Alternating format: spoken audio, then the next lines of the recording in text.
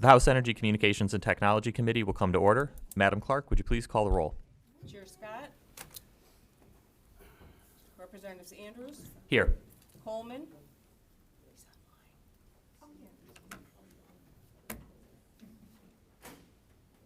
Witsit. Here. Neely. Here. Burns. Churches. Present. Hill. McDonald. McFall. Here. Wenzel. Outman. Aragona. Bagol. Here. Green. Here. Preston. Here. Schmaltz. Here. Mr. Chair, you have 8 members. We do not have a quorum. Go forward without it. Still do it, yep. Okay. We need a motion to adopt the minutes from the September 13th, 2023 meeting. We can't take that motion? Yeah. Okay. Okay, we can't even take that motion? Okay, Yeah. totally fine. Well, today we'll hear a presentation from Nathan Kark, Executive Director of Michigan Cable and Telecommunications Association. Mr. Kark? Pauline's here, so now we do. Okay. Just one quick second. We got a quorum now. We need a motion to adopt the minutes for September 13th, 2023 meeting.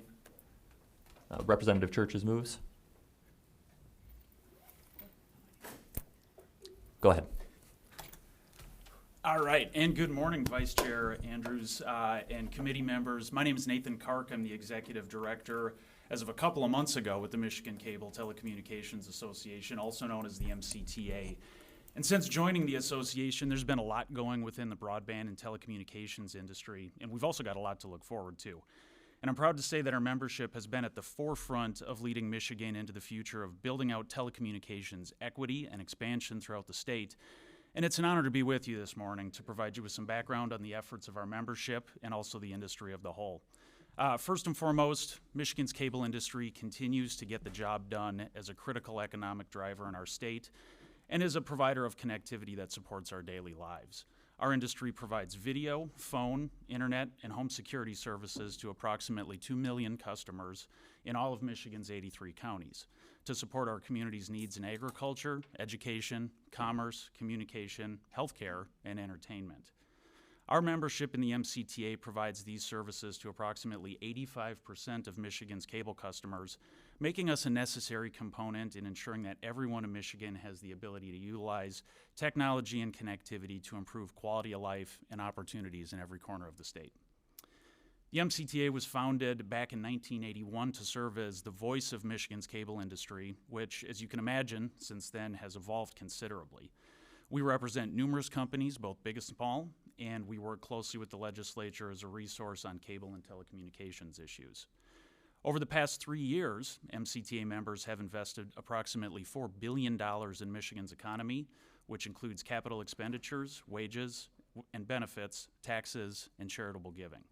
MCTA members also pay franchise fees, which the industry pays more than $80 million annually, and in some cases what are known as PEG fees, which are contributions to local units of government for public, educational, and government use. Essentially think public access programming. In 2022, these PEG fees totaled more than $70 million, which I'll point out is something unique to the cable industry and is independent of taxes that our industry pays that are not paid to municipalities by satellite service providers, for example.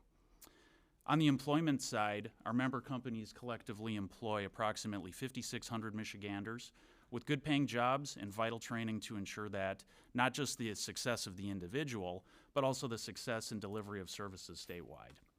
The estimated total economic impact of our industry in Michigan exceeds $9.2 billion annually, something that our industry is very proud of, and we look forward to continually being a major player in shaping Michigan's economy for many, many years to come. While our industry provides the variety of services that I've already outlined, I wanted to take the limited time that I have today to mostly talk about broadband and high-speed internet, as both of those things have been very hot topics of discussion lately in communities and policymakers of all different levels of government, especially in recent times, both during and after we've emerged from the COVID-19 pandemic. As far as broadband in Michigan, according to the most recent statistics from Connect Michigan, almost 93% of the state has access to 100 megabytes per second speeds. The vast majority of cable customers in Michigan have access to speeds that can reach over 1 gigabyte per second residentially. Within the next few years, some of our members are expected to reach up to 10 gigabytes per second symmetrical speeds residentially, all of which occurs over our traditional hybrid fiber coax network. Due to constant technology improvements and huge investments by our member companies, our companies are pleased to provide customers with these speeds with only minimal service interruptions, while also ensuring that technology continues to be reliable and affordable. Well over 95% of the state has access to broadband services. It unfortunately doesn't mean that everyone who can use it does. In fact, only 64% of households in Michigan have adopted the use of broadband, meaning that there's a good portion of the state that doesn't use high-speed connectivity services, even though they have access to them. This is a staggering number for us because, according to a 2021 Pew Research Center survey, people without broadband tend to have lower incomes and lower levels of educational attainment compared to those who have broadband access. And in fact, individuals who have digital connectivity have greater access to education, employment, and healthcare services, which I think we can all agree are critical for our daily lives.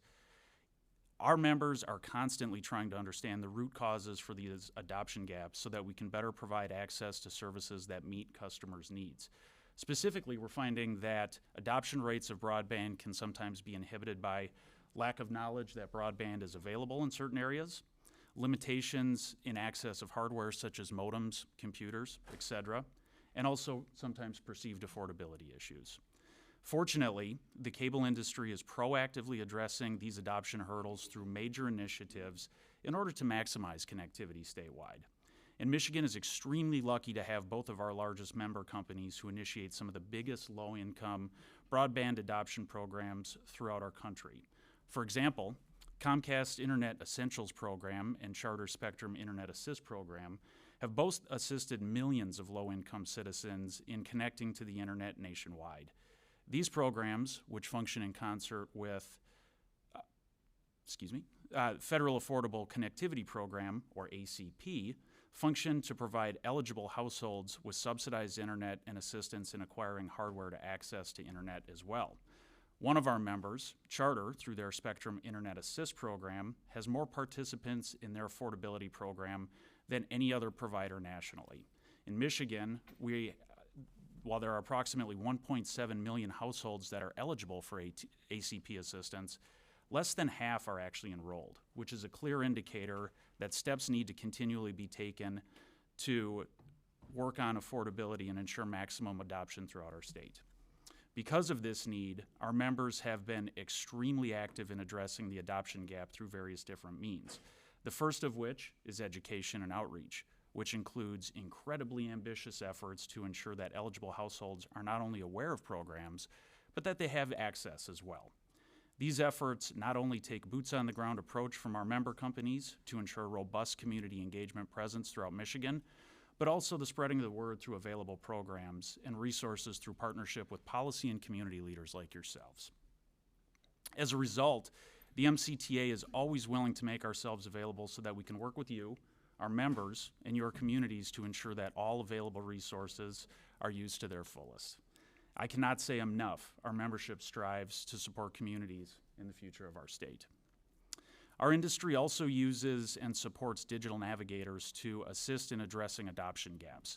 This is a proven tool that harnesses the power of trained individuals, typically based in community organizations, who provide tailored support for a full spectrum of digital inclusion needs, from internet device access to digital skill building. Navigators can also be a valuable conduit when it comes to connecting the population to affordable connectivity programs as an all-encompassing solution. According to the American Economic Journal on Economic Policy, in areas where these ACP programs were used, impacted communities were found to be 8.1% more likely to be employed and earn a household income of $2,202 more than households that did not have digital access. So you can see from these efforts that these are incredibly important in elevating lives throughout our state, and our member companies have been and will continue to be involved in empowering navigators throughout Michigan to take a great deal of pride in their accomplishments. In addition to supporting households throughout Michigan, MCTA member companies are also highly engaged in supporting the growth of small businesses through consultation, education, grants, creative production, and media and technology makeovers. For example, Comcast RISE, which stands for Representation, Investment, Strength, and Empowerment, was created to help small businesses recover and thrive during the COVID-19 pandemic. Since the program was initiated in 2020, 13,000 small businesses were awarded with over $110 million in monetary, marketing, and technology grants. For 2023 alone, approximately 100 small businesses were awarded grants through Michigan. Ultimately, our member companies are working very hard to shrink the digital divide and build digital skills so that internet is affordable, accessible, and available to connect more people than ever. So now I'd like to shift gears a little bit to discuss funding for broadband expansion, as there's been several initiatives that are active on both state and federal levels currently.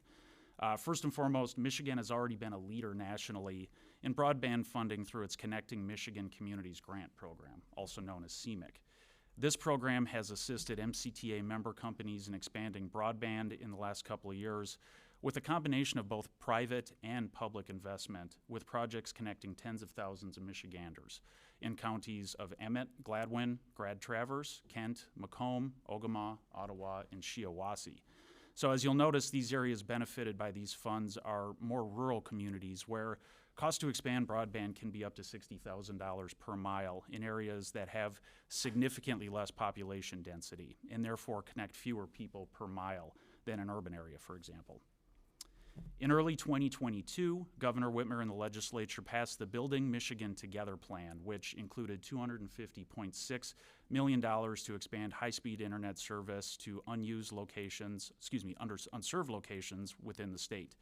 Later that year, the United States Treasury approved Michigan's expansion for funding under the Realizing Opportunity with Broadband Infrastructure Networks Grant Program, or ROBIN, which is a competitive program designed to expand our state's broadband infrastructure to unserved areas through the award of competitive grant funding to service providers. This program is administered by Michigan's High-Speed Internet Office, or MyHigh, and will be helpful in expanding internet access across our state. Applicants for funding were due back in March of 2023, and preliminary recommendations for award were just announced back in June of this year by MyHigh.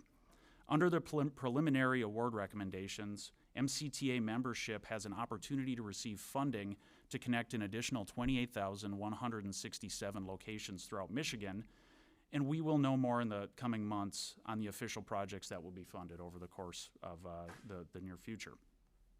Another major initiative currently in development is Broadband Equity Access and Deployment Program, also known as BEAD, which has allocated $42.45 billion in federal funding for state grants to deploy broadband infrastructure in unserved and underserved locations.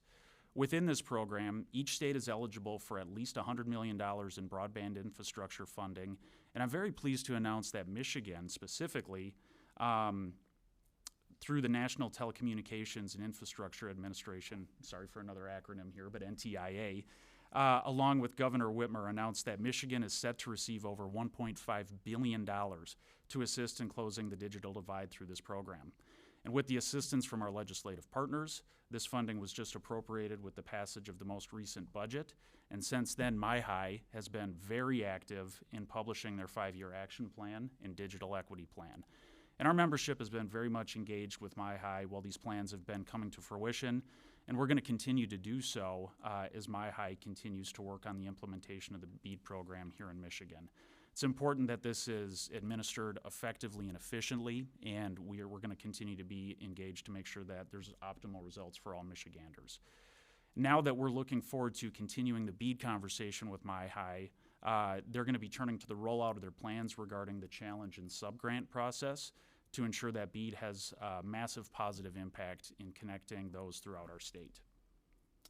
So with that quick overview of some recent funding initiatives on both the state and federal level, I wanted to take a second just to note that while MCTA wholeheartedly supports initiatives to expand broadband and to ensure equitable access, we have to continue to be mindful of the potential for funding sources to overlap through the creation of multiple different funding programs intended to address broadband infrastructure.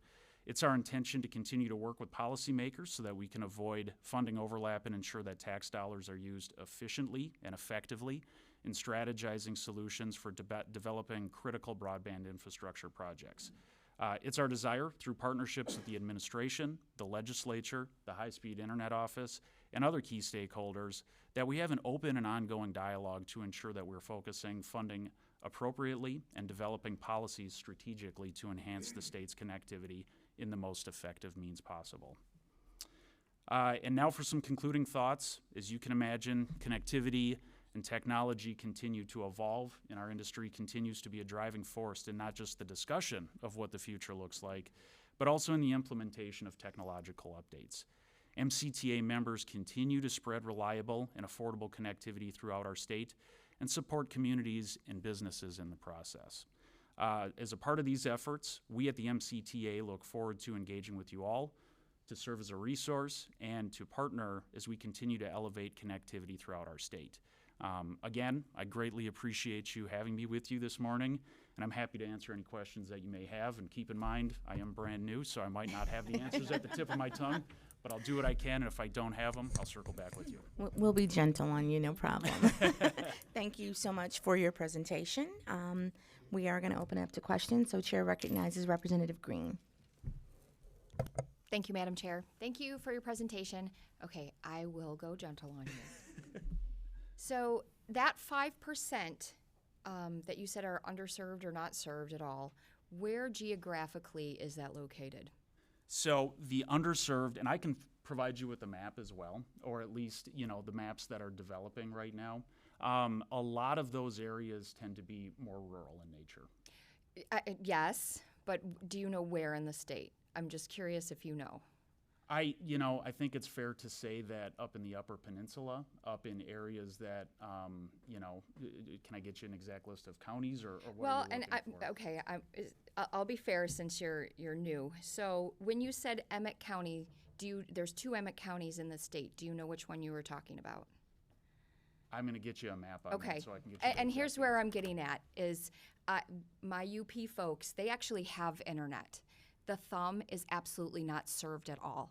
And that's why I was curious, because I have Emmett County, or Emmett is one of and I actually believe that's the Emmett County by Traverse City. The Thumb has absolutely nothing.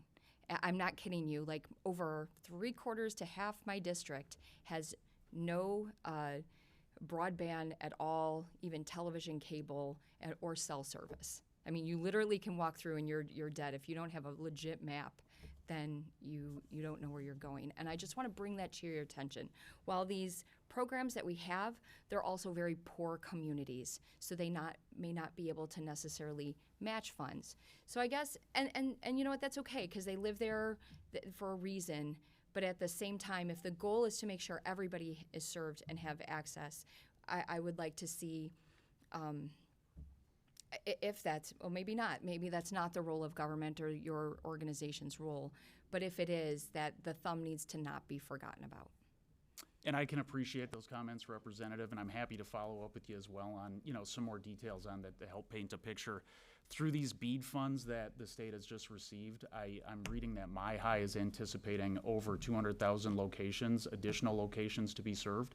So that's something that'll come out, in the next steps ahead. And, that should theoretically expand throughout the state. Thank you. Thank you. I was just at a presentation yesterday regarding it, so it is going to go throughout the state. So a lot of underserved communities, even in the Thumb and all over, will be served through these funds. Chair recognizes Representative Aragona. Thank you, Madam Chair, and thanks for being here. I was just wondering if you could drill down a little bit on the Robin Grant, as well as the NTIA. You said that I believe there was $1.5 billion coming to Michigan in investment. What does that look like from? I mean, that's great. We're happy to hear we're getting federal dollars, but what does that look like from the ground level? What communities are going to be affected? Where is that change going to be, if we even know, or is there just applications in? Can you just drill down on that a little bit for us?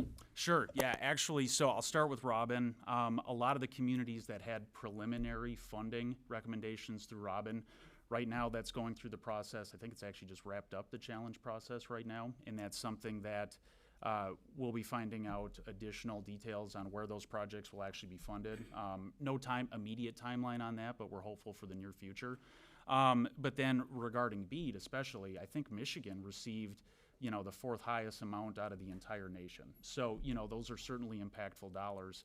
And the way that MyHigh is working on this right now, they're going to work on a couple more processes that they're going to open up for public comment. So a challenge process there, but then also a process that details how the sub-grant process is going to work. Again, just like Robin, this is a competitive process. So, there's not a lot of detail available yet. Well, this is all still in development for where those projects are going to be. But all of those things I'm hearing, we should have details on what the draft challenge process will look like within the next couple of weeks here. And then moving forward from that, I would imagine we'll know about a draft on the sub-grant process probably within the next month or so. Thank you. Absolutely. Thank you. Chair recognizes Representative Hill. Sorry to come in late. We had higher ed before or simultaneously yesterday. We are fortunate to receive some of the work that's being done that's been described about coming into the Upper Peninsula, but it is also certainly the case that we do not everyone in the UP has internet yet, with all due respect. And so we really do appreciate the work. And in particular, what's happening right now is a previous round of federal funds is working from the southern UP, basically from Lake Michigan up. And so there's a lot of work that's happening right now closer to Lake Michigan, but most of my district lives closer to Lake Superior, and we absolutely don't have internet yet, and our hands are tied a little bit. One of our we do have some really terrific internet companies, in fact, in Baraga and Munising, and they're having to wait for the federal funds to be done that were allocated 5 years with a 5-year time span. And so the overlap question is a significant one that people have reached out to me to ask for help because the companies haven't made it to us, and we're worried with the short construction season that we have digging in the ground, very short period of time, that what will be the consequence if the company that's been hired, which is from Georgia, to install these, literally put the wire in the ground, doesn't make its deadlines and isn't going to get to the communities closer to Lake Superior in the next 2 years. Yeah, and I appreciate those comments, Representative. So, happy to keep having conversations with you as funding continues to evolve in Michigan. I think we have to be aware of a lot of hurdles that our industry faces as well. Things like right-of-way issues, make-ready issues. So, there's some headwinds that we have to encounter as well. But, our members want to provide service, and we're active doing everything that we can to provide those services. Chair recognizes Vice Chair Representative Andrews. Thank you, Chair. So I think I've seen a lot of maps that show the connectivity level by county, which is always interesting to see. But I was curious if any work has been done to identify connectivity by school district. I think that's often where a lot of this is felt the most acutely, and the borders for school districts can obviously vary a lot. Yeah, and I can look into that, Representative. I have not seen anything on an individual ISD level. Okay, I think it'd be really helpful to see that sort of thing. So if there's any way that could be created, that would be great. Okay. Thank you. Any further questions? No? Okay, well, thank you so much for your presentation. We appreciate you being here today. Thank you. Appreciate it, Chair. You're Have welcome. a great day. Oh, you too. Okay, we need a motion from Rep. Andrews. Makes a motion to excuse Representative Outman from today's meeting. Okay, and with business being done before the Energy Committee, it's now adjourned. Thank you.